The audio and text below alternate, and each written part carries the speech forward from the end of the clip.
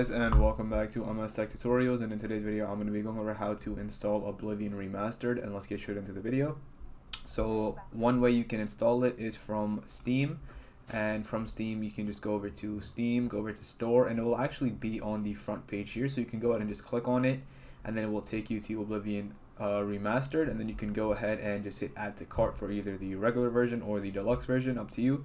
But anyways, once you actually purchase the game, you will see it in your your library, and then you can go ahead and install it from there. Another method to do it is by installing it from the Xbox app, and you can obviously install it from here as well. Same process, just go over to Store, look for the Oblivion Remastered, and it should be here somewhere. You can just type it in. It's like very recent, so it should come up right here, the Elder Scrolls for Oblivion Remastered.